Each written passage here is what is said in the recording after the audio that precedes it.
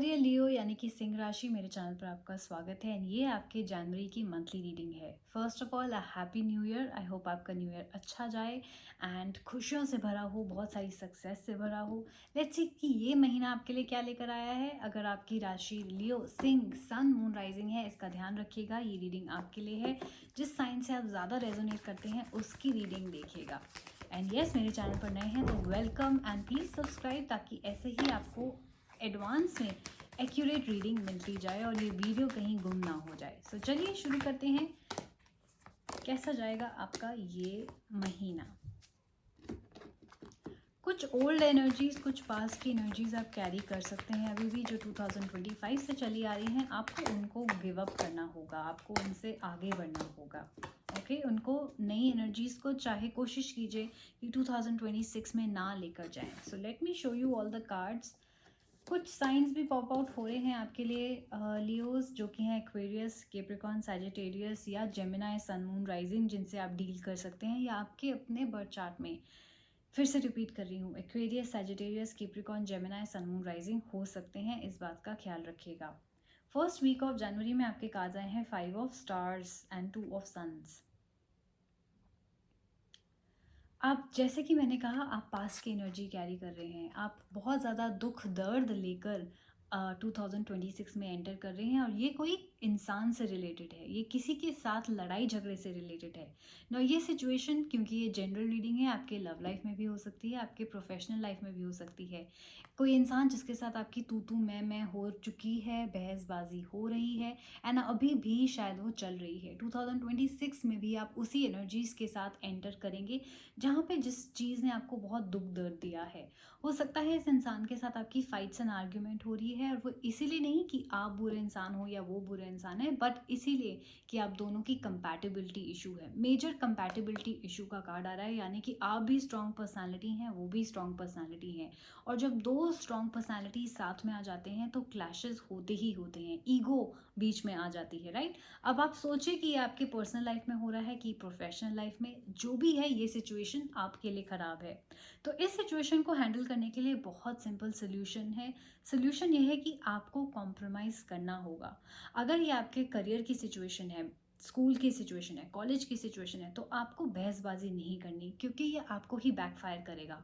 आपके मार्क्स कटेंगे, आपको जॉब से निकालने की धमकी दी जाएगी या आपकी प्रमोशन रोक दी जाएगी, स्पेशली अगर आपके बॉसेस हैं। तो इसीलिए आपको लड़ाई झगड़े में नहीं पड़ना है, चाहे आपका बॉस गलत ही क्यों ना बोल रहा हो। हाँ में हाँ मिलानी है, कॉम्प्रोमाइज़ करना है, झुकना है आपको इस वक्त। अगर नहीं तो ये सिचुएशन आपके लिए बिगड़ सकती है। Same goes for your love life. अगर आप आपके पार्टनर के साथ बहुत ज़्यादा लड़ाई झगड़ा ऑफन महसूस कर रहे हैं, तो वो इसीलिए है कि आप दोनों के बीच में काफ़ी कंपैटिबिलिटी इशू है। आप दोनों ही स्ट्रॉन्ग पर्सनालिटीज़ हो, आप दोनों सॉरी नहीं बोलोगे, आप दोनों अपनी गलती नहीं मानोगे। लेकिन रिलेशनशिप को संभाल के रखने का एक ही तरीका है, कॉम्प्रोमाइज़ करना, कभी आप तो कभी वो। एंड क्योंकि ये रीडिंग आपकी है, तो ऐसा लगता है कि आपको थोड़ा सा ज़्यादा कॉम्प्रोमाइज़ करना पड़ेगा। मुझे पता है कि एक इंसान के कॉम्प्रोमाइज़ करने से बात तो नहीं बनेगी, तो आपको ये सोचना है, अगर स्पेशली ये नया नया रिलेशनशिप है या अगर आपकी अब तक शादी नहीं हुई, तो सोचिए, क्या मैं ज़िंदगी भर कॉम्प्रोमाइज़ कर पाऊँगी या नहीं। अगर नहीं, तो आपको इस रिलेशनशिप को सोच समझ के आगे ले जाना होगा, राइट। तो ये बात का ध्यान में रखिएगा कि ये वीक आपको कॉम्प्रोमाइज़ करके काफ़ी सिचुएशन आपकी सॉल्व हो सकती है। सो अगर कुछ और ना समझ में आए तो इस टिप को ज़रूर अपनी लाइफ में अप्लाई कीजिएगा। सेकेंड वीक में आपके कार्ड्स आए हैं 10 of stars and the 5 of sons.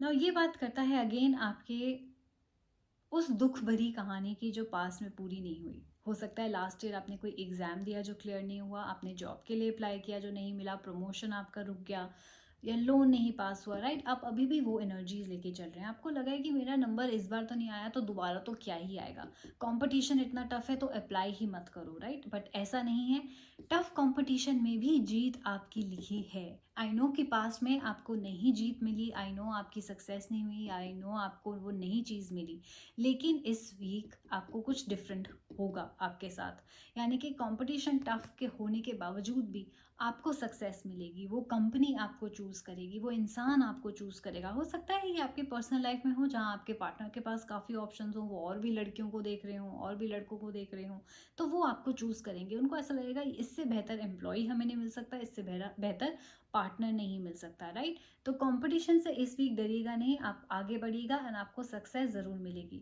लेकिन एक चीज़ का आपको यहाँ पे ख्याल रखना है। अब देखिए, जब कंपटीशन बहुत टफ होता है, बहुत लोग अप्लाई कर रहे होते हैं, तो उतनी नज़र भी लगती है, राइट? जहाँ आपको कोई अपॉर्चुनिटी मिल गई, किसी 1000 लोगों को नहीं मिली, तो लोगों की गंदी नज़र आपको लग सकती है, जेलसी वाली नज़र आपको लग सकती है। इसीलिए इस वीक अगर आपको सक्सेस मिले, चाहे वो पर्सनल लाइफ में है चाहे प्रोफेशनल में, आपने उसको दिखावा नहीं करना है उसका, आपने सोशल मीडिया पे नहीं डालना, आपने लोगों को जा के नहीं दिखाना, क्योंकि आप बुरी नज़र अट्रैक्ट कर सकते हो जो बैकफायर कर सकती है। इसलिए इस बात का ध्यान रखना कि हम्बल होके ही चलना।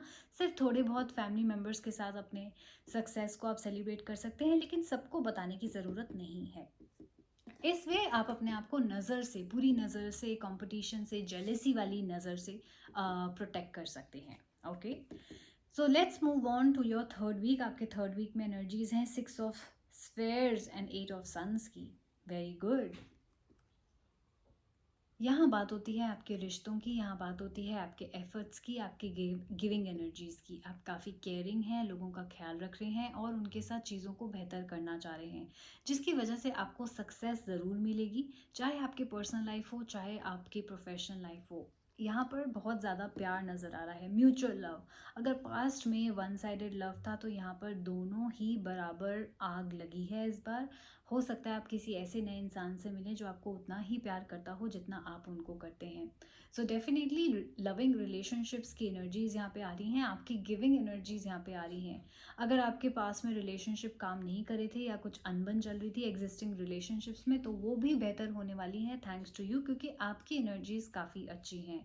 इसके साथ साथ अगर पास्ट में आपको करियर में, आपके काम में अप्रिसिएशन नहीं मिली, रिवॉर्ड्स नहीं मिले, तो इस वीक आप रिवॉर्ड्स, अप्रिसिएशन और प्रोग्रेस यानी कि तरक्की भी एक्सपेक्ट कर सकते हैं thanks to your past efforts. तो काफ़ी ब्यूटीफुल एनर्जीज आपकी आ रही हैं आपकी थर्ड वीक में। नाउ लेट्स सी कि लास्ट वीक जाते जाते आपको क्या देकर जा रहा है। आपके कार्ड्स आए हैं 5 of spheres and the devil card. ये यहाँ पे जाते जाते कुछ तो सिचुएशन आपकी बदल रही है। ऐसा लग रहा है कि आपको पास्ट में रिजेक्शंस मिले हैं एंड उसकी वजह से कहीं ना कहीं आपका कॉन्फिडेंस लो हो गया है, आपके अपने लोगों ने आपको धोखा दे दिया है, या आप किसी ऐसे इंसान के साथ फंस गए हैं जो बहुत ही कंट्रोलिंग है, मैनिपुलेटिव है। आपको इस बात का ध्यान रखना है कि आप इस डेविल एनर्जी से दूर रहें। ये आपके पर्सनल लाइफ में या करियर में हो सकती है कोई ऐसा इंसान जो एग्रेसिव है, कंट्रोलिंग है, मैनिपुलेटिव है, नार्सिसिस्टिक है, राइट? जो हमेशा अपनी चलाता है, अपनी गलती पे भी आपको ही ब्लेम करता है ना। इस इंसान ने कहीं ना कहीं आपके कॉन्फिडेंस पे बहुत ज़्यादा, जिसे कहते हैं ना, अटैक करा है कि तुम्हारी तो शक्ल अच्छी नहीं, तुम्हारे बाल अच्छे नहीं, तुम्हारे खाने पीने का ढंग नहीं है, तुम्हें उठने बैठने का ढंग नहीं है। एक ऐसी सिचुएशन यहाँ पर नज़र आ रही है। तो अगर आप किसी ऐसे इंसान को मिलते हैं, किसी ऐसे इंसान के साथ रिश्ते में आते हैं, तो आपको इमीडिएटली वो रिश्ता ख़त्म करना है, क्योंकि यहाँ पे आपका कोई नया रिश्ता स्टार्ट होने के चांसेस नज़र आ रहे हैं। बट प्लीज़ मेक श्योर कि वो रिश्ता, वो इंसान ऐसा ना हो, क्योंकि जब डेविल एनर्जी आती है तो ये टॉक्सिक एनर्जी की बात करती है। आप अगर किसी टॉक्सिक एनर्जी से डील कर रहे हैं तो वो आपका कॉन्फिडेंस, मोरल, आपकी एनर्जी ज़रूर लो करेगी। इसीलिए इस इंसान के साथ या इस एनर्जी के साथ डील करने का और कोई तरीका नहीं है, बल्कि इस एनर्जी को वहीं ख़त्म करने का है। सो प्लीज़ मेक श्योर, चाहे आपके फैमिली मेम्बर्स हैं, फ्रेंड्स हैं या कोई ऑफिस में है कोलीग, इनसे कट ऑफ करने की कोशिश कीजिए। इनके साथ कभी भी बात आगे बढ़ ही नहीं सकती। ये इंसान सिर्फ और सिर्फ आपकी नेगेटिविटी को, आपके एनर्जी को सक करने के लिए आए हैं। सो प्लीज़ मेक श्योर कि आप अपने आप को प्रोटेक्ट करें ऐसे इंसानों से एंड इमीडिएटली इनको कट ऑफ कर दें। सो यस, अगर हम ओवरऑल बात करें तो काफ़ी अच्छा महीना आपका नज़र आ रहा है, जहाँ कंपटीशन में आपको जीत मिल सकती है, नए रिश्ते हो सकते हैं एंड रिश्तों को कैसे हैंडल करना है और क्या करना है, वो भी सारी चीज़ें हमने डिस्कस कर लिया है। आई होप आप इस एडवाइस को फॉलो करेंगे एंड यस, जल्दी से इस चैनल को लाइक, शेयर एंड सब्सक्राइब कर लीजिए। अगर मन में कोई सवाल रह गया है अभी भी आपका, तो आप उसको मेरे से पूछ सकते हैं पर्सनल रीडिंग बुक करा के। बहुत बजटेड प्राइसेस में रीडिंग है। 215 रुपीज़ से रीडिंग स्टार्ट हो जाती है। करना क्या है, सिंपली मेरे इंस्टाग्राम हैंडल पे जाइए, द मोक्षा टैरो बाय आस्था शर्मा पे, वहाँ फॉलो करके मुझे डीएम कीजिए। आपको सारी प्राइस लिस्ट और आपकी रीडिंग विद इन 24 आवर्स मिल जाएगी।